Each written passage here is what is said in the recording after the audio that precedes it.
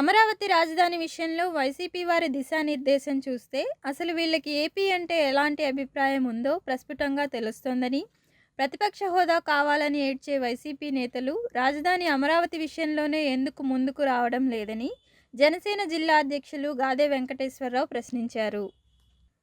గాదె వెంకటేశ్వరరావు మాట్లాడుతూ, భారతదేశంలో మొదటి స్థానంలో AP deputy CM Pawan Kalyan నిర్వహిస్తున్న పంచాయతీరాజ్ శాఖ ఉండడం సంతోషదాయకమని అన్నారు. రోడ్లు, డ్రైనేజీల నిర్మాణాలు చేయడంలో భారతదేశంలోనే ఏపీ మొదటి స్థానంలో నిలవడంపై ట్రెండింగ్ జరుగుతుందని, వైసీపీ హయాంలో అమరావతి రాజధాని భూముల నుంచి రాష్ట్రంలో ఉన్న విలువైన భూములను సైతం తనఖా పెట్టిన సంగతి ప్రజలకు తెలియదా అని విరుచుకుపడ్డారు.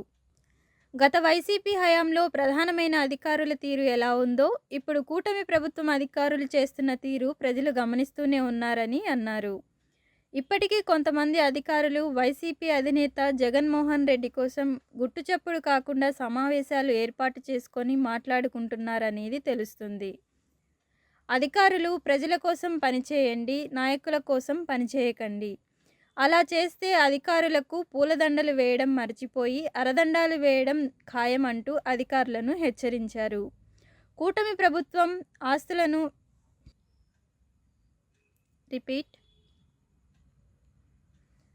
అలా చేస్తే అధికారులకు పూలదండలు వేయడం మర్చిపోయి అరదండాలు వేయడం ఖాయమంటూ అధికారులను హెచ్చరించారు. కూటమి ప్రభుత్వం ప్రభుత్వ ఆస్తులను తాకట్టు పెట్టలేదు.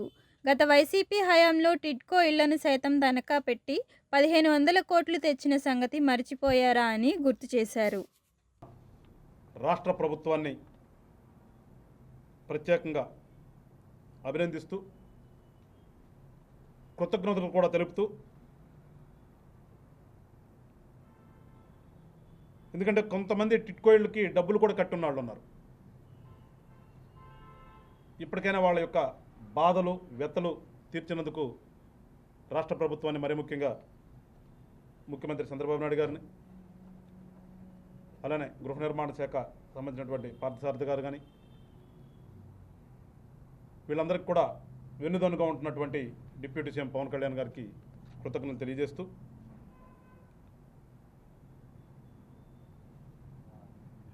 ఇక అమరావతి మీద వైఎస్ఆర్ పార్టీకి సంబంధించిన వాళ్ళు 2-3 రోజుల నుంచి మీ అందరికీ తెలుసు, ప్రజలు కూడా గమనిస్తున్నారు. ఆ క్యాపిటల్ విషయంలో ఉన్నటువంటి ఆ సందిగ్ధతని పోగొట్టి అమరావతి క్యాపిటల్ అనే విధంగా అప్పుడు బైపర్కేషన్ జరిగినప్పుడు ఉన్నటువంటి యాక్ట్ ఏదైతే ఉందో దాన్ని ఎమెండ్ చేస్తూ క్యాపిటల్ ఎట్ అమరావతిని పెట్టండి అని చెప్పేసి అసెంబ్లీ తీర్మానం చేసి పంపించిన దాని మీద ఈ వైఎస్ఆర్ పార్టీలో ఉన్న వాళ్ళు ఏ రకంగా మాట్లాడుతున్నారో చూస్తున్నాం. విచిత్రం ఏంటంటే, ఎవరైతే అసెంబ్లీకి వెళ్ళి మాట్లాడాలో 11 మంది ఉన్నారు కదా, జగన్మోహన్ రెడ్డి గారు అక్కడ కలుపుకుని 11 అనుకుంటాను. ఆ 11 మందిలో నుంచి ఒక్కరు కూడా దీని గురించి మాట్లాడినట్టు నేనైతే చూడాల, ఇంక్లూడింగ్ జగన్మోహన్ రెడ్డి గారు. మాట్లాడవలసిన 11 మందిలో నుంచి ఒక్కడ నోటి వెంట కూడా ఒక మాట రాలేదు. మూలన పడేసినటువంటి ఎక్కడెక్కడెక్కడెక్కడ ఉన్న వాళ్ళందరూ మాత్రం దాని మీద ప్రెస్ మీట్లు, దాని గురించి మాట్లాడుతున్నారు. అది ఆశ్చర్యం అనిపించింది నాకైతే. వాస్తవానికి వాళ్ళు పాపం నిన్న అసెంబ్లీకి వెళ్తారని చెప్పేసి అందరూ ఆశించారు. ఎందుకంటే మేము కూడా ఒప్పుకున్నాం, ఇదివరకు అట్లాగా 3 ముక్కలాట కాదు, మేమందరం ఒప్పుకున్నామని చెప్తున్నారు కదా. మాకు అభ్యంతరం లేదు, మా మీద నిందేశారు. ఇప్పటికీ మా జగన్మోహన్ రెడ్డి ఇల్లు ఇక్కడే కట్టుకున్నాడు, మేము అమరావతిలో రాజధాని ఉండడానికి ఇష్టమేను అని చెప్తున్నటువంటి ఈ పెద్ద మనుషుల్లో అసెంబ్లీకి వెళ్ళి దానికి ఓటేస్తారేమో అనుకున్నాం. కానీ ఆ 11 మందిలో ఎవడో అటువైపు తొంగి కూడా చూడకపోగా వెంటనే సాయంత్రానికే పెద్ద ముత్తైదులందరూ కూడా కొంతమంది ఉన్నారు కదా ఆఫీసులో కూర్చుని ప్రెస్ మీట్లు పెట్టేవాళ్ళు, వాళ్ళని ఆఫీసులో కూర్చుని పెడితే కొంతమంది వాళ్ళ ప్రాంతాల్లో కూర్చుని పెట్టారు. కానీ వీళ్ళందరూ కూడా ఓడిపోయిన బ్యాచే. ఈ 11 మందిలో ఎవరు నోరెత్తలు, ఈ రోజు వరకు నోరెత్తల. ఈ 11 మంది నుంచి ఒక్కళ్ళు కాదు ఒక్కళ్ళారు. ఒకసారి ప్రజలు గమనించండి అని చెప్పేసి జనసేన పార్టీ నుంచి కోరుతున్నాం. ఎప్పుడు కూడా మాట్లాడవలసిన వాడు మాట్లాడితే ఇంపాక్ట్ వేరుగుంటుంది, మాట్లాడకూడని వాడు మాట్లాడితే దాన్ని ఎవడు పట్టించుకోడు. అందుకని ఒక సలహా ఏంటంటే వైఎస్ఆర్ పార్టీకి కూడా నేను ఇచ్చేది, మీరు ప్రతిపక్ష హోదా కావాలి, మేమే ప్రతిపక్షం అంటారు. ఎస్, మీరే ప్రతిపక్షం, మేము కూడా ఒప్పుకున్నాం దానికి. కానీ ఎవరు మాట్లాడారు వాళ్ళు మాట్లాడండి. ఊరికని ఎప్పుడు ఊకదప్పుడు కొట్టేటట్టు వాళ్ళని తీసుకొచ్చి ఆఫీసులో కూర్చోడితే క్రెడిబిలిటీ పోద్ది. వాడిని ఎవడు పట్టించుకో, వీడు ఇంతే అంటారు. విలువ ఉన్నవాడు మాట్లాడితే జనం ఒకసారి ఆలోచిస్తారు. దాని ఇంకా విలువ లేనాడు ఎంత వాగినా కానీ, నిజం ఉన్నా కానీ వెనక మనం చదువుకున్నాం కదా, నాన్న పులి కథ, నాన్న పులి కథలా ఉంటుంది. అంతకుమించి ఏం లే వీళ్ళది. అమరావతి గురించి మాట్లాడుతానికి మీకు ఎట్లా హక్కు ఉంది అసలు? మీరు దాని మీద రకరకాలుగా చేశారు. గత 5 సంవత్సరాలు నాశనం చేశారు రాష్ట్రాన్ని. మీ ఇష్టం వచ్చినట్లుగా మాట్లాడారు, మీ ఇష్టాన్ని రీతిలో చేశారు. దాని మీద ఇవాళ వచ్చి మీరు అది సెల్ఫ్ ఫైనాన్స్ అన్నారు, సెల్ఫ్ ఫైనాన్స్ లేదు, తీసుకొచ్చే డబ్బులన్నీ లక్షల కోట్లు దాని మీదే పెడుతున్నారు, ప్రజలను పట్టించుకోవట్లేదు. ఏదో నోటికి ఏదో వస్తే అది ఏదో ఒకటి వాగాలి. కాబట్టి వాగుతున్నటువంటి మీ అందరికీ కూడా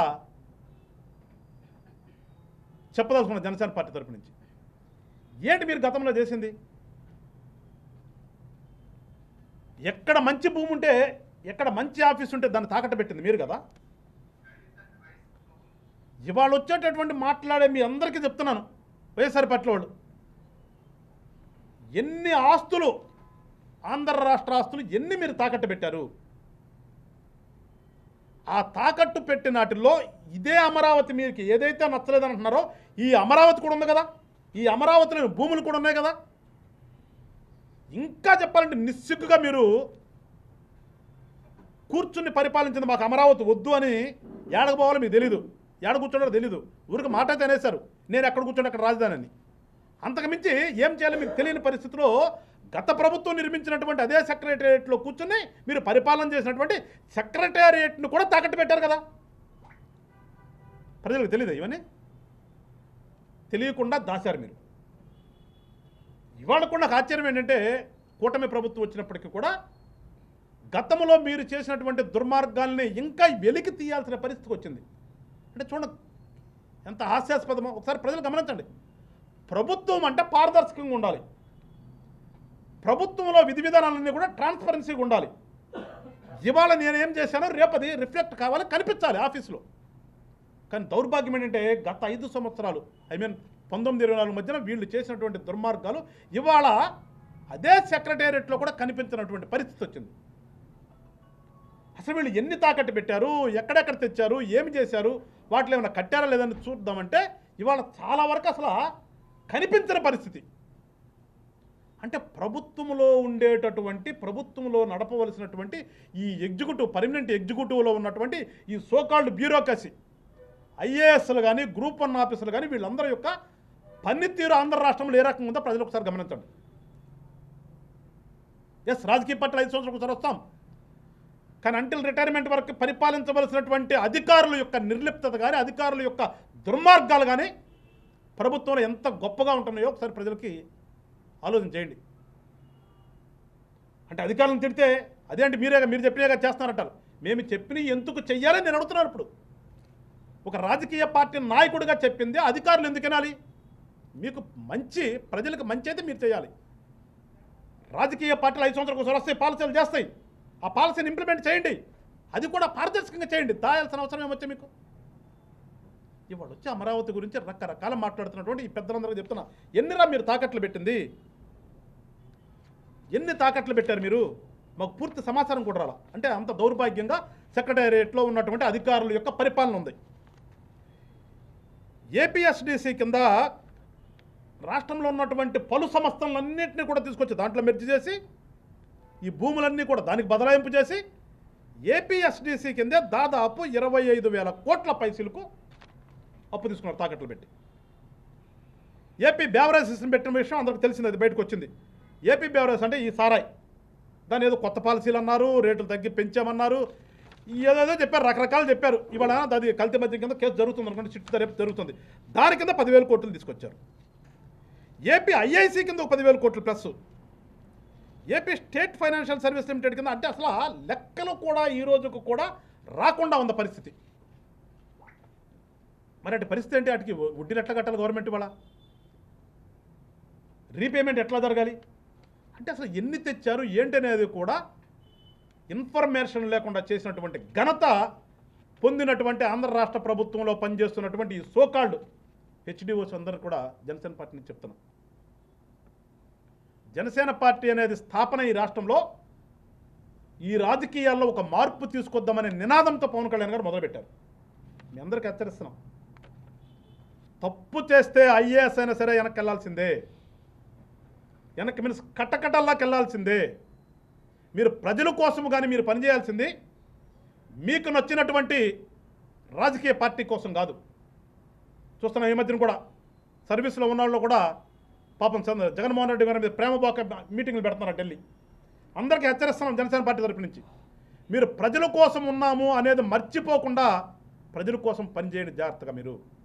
అప్పుడు మిమ్మల్ని అందరూ కూడా రక్షిస్తారు, దండలేస్తారు తప్పితే అదర్వైజ్ దండకు బదులు చేతులకి బేడీలు పడతాయి.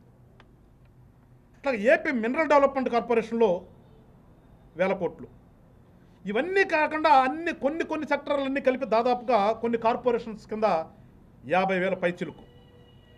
అంటే టోటల్గా మనం చూస్తే దాదాపు 1,02 లక్షల కోట్ల మధ్యలో మీరు ప్రభుత్వ ఆస్తుల్ని, ఆఫీసుల్ని, ప్రభుత్వ యొక్క సంస్థలన్నింటినీ కూడా తాకట్లు పెట్టి తెచ్చినటువంటి మీరు వచ్చి వాళ్ళ ఇక బుగ్గన రాజేంద్ర రెడ్డి గారు ఎక్కడున్నారు మనకు తెలుసు. గత 5 సంవత్సరాలు కూడా ఢిల్లీలో తప్పితే ఎప్పుడు పాప ఆయన ఏపీలో కూర్చున్నది లేదు. ఆయన ఏదో రాజధాని మీద పెట్టేస్తున్నారు డబ్బులన్నీ, రాజధాని కోసం అప్పులు చేస్తున్నారు అని మాట ఎట్లా మీకు సిగ్గు అనిపించట్లా మీకు? అసలు రాష్ట్రానికి రాజధాని ఒకటి ఉండాలి కదా. రాజధాని అక్కడ పరిపాలన ఎక్కడ చేస్తావు? ఇవాళ మీ యొక్క పిచ్చి తాతానికి, మీ యొక్క పరాకాష్ఠకి ఇవాళ ఎమ్మెంట్ చేయాల్సినటువంటి పరిస్థితి వచ్చింది. ఒక రకంగా ప్రజలకందరికి సిగ్గు, అది మీకు కాదు. మీకు ఎట్లా సిగ్గుచరం లేదు, ప్రజలు సిగ్గుపడాలి. విడిపోయినటువంటి ఒక రాష్ట్రంలో రాజధాని నిర్మించుకోవడానికి దానికి ఒక చట్టబద్ధత కల్పించడం చెప్పేసి గవర్నమెంట్ ద్వారా, సెంట్రల్ గవర్నమెంట్ ద్వారా చట్టం చేర్చుకోవాల్సినటువంటి ఒక ఆవశ్యకత ఏర్పడిందంటే అది ఎవరికి సిగ్గది? ఒకసారి రాజకీయ నాయకులుగా ఆలోచించడం చెప్పేసి వైఎస్ఆర్ పార్టీలో ఉన్నటువంటి ప్రముఖులందరినీ కూడా జనసేన పార్టీ నుంచి కోరుతాం. మీ యొక్క నిర్వాకానికి రాష్ట్రం నాశనం అయిపోయింది కదా. ఆ నాశనం అయిపోయిన దానికోసం ఇవాళ మళ్ళీ రీకన్స్ట్రక్ట్ చేద్దామని ఒక ఆలోచనతో ముందుకెళ్తుంటే స్వాగతించండి రా బాబు. మీరు రాజకీయ నాయకులు ఎవరిపైనా కూడా స్వాగతించాలి. ఏదైనా మంచి జరుగుతుంటే దానికి పార్టీతో పని లేదు. దానికి ఎలక్షన్స్ వచ్చినప్పుడు అనుకుందాం. ఎలక్షన్స్ అయిన తర్వాత మళ్ళీ రాష్ట్ర అభివృద్ధి కోసం అన్ని పార్టీలు కూడా పనిచేస్తే అది రాజకీయ పార్టీ తప్పితే లేదు నాకు అధికారమే కావాలి, నాకు అధికారమే కావాలి, నాకు అధికారమే కావాలి అంటే నవ్వుతారు. కానీ ఒకసారి వైఎస్ఆర్ పార్టీ వాళ్ళందరూ కూడా ఒకసారి గమనించండి అని చెప్తాను. దీనికి తోడు ఈ మధ్యన పదే ఏంటన్న పదము అంతకుముందు మనం విన్నాం, కిడ్ ప్రోకో, ఇన్సైడర్ ట్రేడింగు, విచిత్రమైన పదాలన్నీ కూడా డిక్షనరీకి ఎక్కించినటువంటి ఘనత వైఎస్ఆర్ పార్టీ వాళ్ళకు ఉంది. ఇప్పుడు కొత్తగా ఇంకో పదం వచ్చింది, క్రెడిట్ చోరీ అంట. ఈ మధ్యన తోడు మొదలు పెట్టారు పాపం జగన్మోహన్ రెడ్డి గారు కానీ ఆయన సంబంధించినటువంటి అనుచర గణం కానీ. క్రెడిట్ చోరీ ఏంటి అసలు? ప్రభుత్వం అనేది ఎప్పుడు కూడా కంటిన్యూస్ ప్రభుత్వం. 5 సంవత్సరాలకు ఒకసారి ప్రజల చేత ఎన్నుకోబడాలి. 5 సంవత్సరాల్లో మనకిచ్చినటువంటిది ఏ ప్రభుత్వం, ఏ పార్టీకి ఇస్తే ఆ పార్టీ ప్రభుత్వం నడుపుతుంది, కొన్ని పాలసీలు తీసుకొస్తుంది, ఆ పాలసీలు కంటిన్యూ అవుతుంటాయి. ఎవరైనా చేసే పని అదే. అది మీరు చేయలేదు కదా గతంలో. ప్రజావేదిక పగలగొట్టావు, రాజధాని అంటే వద్దన్నావు, ప్రభుత్వ పథకాలు అంతకుముందు పెట్టినటువంటి ఏది కూడా కంటిన్యూ చేయకుండా ఆపేసినటువంటి ఘనత మీకు ఉంది. ఎందుకంటే మీకు ప్రభుత్వం ఎట్లా నడపాలి తెలిస్తే కదా మీకు. అందుకని ఈ పదం వచ్చింది వాళ్ళ క్రెడిట్ చోరీ. క్రెడిట్ చోరీ ఏంటి? కంటిన్యూస్ కదా. అదే మీరు గెలుచుంటే మీరే కంటిన్యూ చేసేవాళ్ళు. అదే గతంలో 14-19 మధ్యలో ఉన్నటువంటి అప్పుడు ఎన్డీఏ ప్రభుత్వం గెలిచినట్టు వాళ్ళు కంటిన్యూ వాళ్ళు చేస్తారు. రేపు ఇప్పుడు మేము ఇచ్చేటువంటి వాటిని ఉంటే నువ్వు కంటిన్యూ చేస్తావు. నీకు కంటిన్యూ చేతగా నీకు చేతగాకే వాళ్ళ టిట్కో వెళ్ళి నిన్న మేము పంచితే మేము కట్టినట్టు మీరు ఇచ్చుకున్నారు అంటారు. ఏం నువ్వు కట్టింది? రంగులు వేసుకున్నావు గతంలో. నువ్వు ఎక్కడ నాకు తెలిసినంతవరకు రాష్ట్ర వ్యాప్తంగా 1-2 సార్ల కొన్ని పనులు టైం సరిపోక గతంలో ఆగిపోయినాయి. ఆ వచ్చినట్టు ఏదన్నా కంప్లీట్ చేసుంటే బహుశా ఏది 1-2 సార్లే. కడమాయని నువ్వు చేసిన పని ఏంటి? రంగు వేసుకోవటమే కదా. ఎవడన్నా పని చేస్తాడా? పూర్తిగా ఫ్రీగా ఇచ్చిన ఇళ్ళ మీదే రంగులు వేయడానికి లేదని చెప్తే టిట్కో ఇళ్ళన్నీ కూడా దాదాపుగా లబ్ధిదారుల దగ్గర నుంచి కొంత అమౌంట్ తీసుకున్నారు. గవర్నమెంట్ ఏమి ఊరకనే ఇవ్వాలా, వాళ్ళ దగ్గర నుంచి కొంత అమౌంట్ తీసుకునే మనం అట్లా ఇస్తున్నాం గవర్నమెంట్ తరపు నుంచి. వాటి మీద రంగు వేసుకున్నావు తప్పితే నువ్వేం నువ్వు చేసింది? పోనీ ఇచ్చావు, మరి ఎందుకు అలా? మీరే కట్టారు కదా, ఎవడు ఆపాడు మిమ్మల్ని? 14-19 మధ్య కొంతమంది లబ్ధిదారులు ఇస్తే పాపం వాళ్ళందరూ బయటకు పంపించి మీ వాళ్ళని పిలిచి మీ మంది మార్బాలు మళ్ళా డబ్బులు తీసుకుని వాళ్ళ దగ్గర ఆ టిట్కోళ్ళ మీద డబ్బులు సంపాదించుకున్నారు బాగానే మీరంతా. అవి సరిపోతున్నట్టు జగనన్న కాలనీ కొన్నారు, పాపం ఎటుపోయినా తెలీదు. ఏంటి క్రెడిట్ చోరీ? ఒకటంటే ఒకటి చెప్పండి. మీరు క్రెడిట్ చోరీ అని మాట అనేయటం కాదు కదా. మీరు పూర్తి చేసిందంటే అట్లా గతంలో ఎంత చెప్పున గత 5 సంవత్సరాలు నేను బటన్ నొక్కాను వెళ్ళాను తప్పితే జగన్మోహన్ రెడ్డి గారు ఇదిగో నేను నిర్దిష్టంగా ఈ ఆంధ్ర రాష్ట్రంలో ఈ పని చేశాను, ఇది కంప్లీట్ అయిపోయింది, దీని ద్వారా ఇదిగో ఇంత మందికి ఉపాధి కల్పింది అని ఒకటి చెప్పు ఒకటి. అప్పుడు మేము అనుకుందాం, పాప నీ పేరు తీసేసి మా పేరు పెట్టాము అనుకుందాం. ఎక్కడ కూడా నువ్వు వేసిన శిలాఫలకాలు మేమే పగలగొట్టలేదు కదా. గతంలో మీరు చేశారు, మా శిలాఫలకాలను పగలగొట్టారు మీరు. కానీ నువ్వు వేసుకున్నటువంటి పునాది రాళ్ళు మేము ఎక్కడ తీయలేదు కదా. మరి ఏంటి ఇంకా క్రెడిట్ చోరీ? నవ్విపోదురు కాక జగన్మోహన్ రెడ్డి గారు. జనం నవ్వుకుంటున్నారు మిమ్మల్ని చూసి. ఒక్కసారి తెలుసుకోండి. ఏమీ లేక నిన్నటి రోజున ఈ మూలన పడ్డ వాళ్ళందరూ కూడా ఆ మూలపేటను పోయారు. పాప ఇప్పుడు 2 సంవత్సరాల నుంచి మూలన కూర్చున్నారు, ఏం చేయాలో తెలియక సముద్రం పక్క పోదాం అని చెప్పి ఆ మూలపేట పోయారు. ఆ మూలపేట పోయి ఏదో చెప్తున్నారు, ఏదో మేమేదో చేసేసాము పోర్టు అని. మరి నీ అమ్మ ఎన్ని పోర్టులకు శంకుస్థాపన చేశారు జగన్మోహన్ రెడ్డి గారు. మీరు ఒక్కదానికైనా బడ్జెట్ ఇచ్చారా? ఒక్క సాటన్నగానే ఏమన్నా కొంచెమైనా కట్టారా? సిగ్గు లేకుండా మరి చిన్న జట్టీలు కూడా కట్టలేకపోయారు కదా. పోర్టు సంగతి దేవుడికి ఎరుగు, చిన్న జట్టీలు కూడా కట్టలేకపోయారు కదా మీరు ఎట్లా మూలపేట పోయి వాళ్ళు ఏదో మేమేదో చేస్తుంటే వీళ్ళు ఏదో ఆపేశారని. ప్రభుత్వాన్ని ఏ రకంగా నడపాలో తెలిసినటువంటి నాయకులు ఉన్నటువంటిది వాళ్ళ కుటుంబ ప్రభుత్వం అంటే ఎప్పుడూ కూడా కంటిన్యూస్గా ఉండే ప్రాసెస్ అని తెలిసినటువంటి లీడర్స్ ఉన్నటువంటిది కుటుంబ ప్రభుత్వం.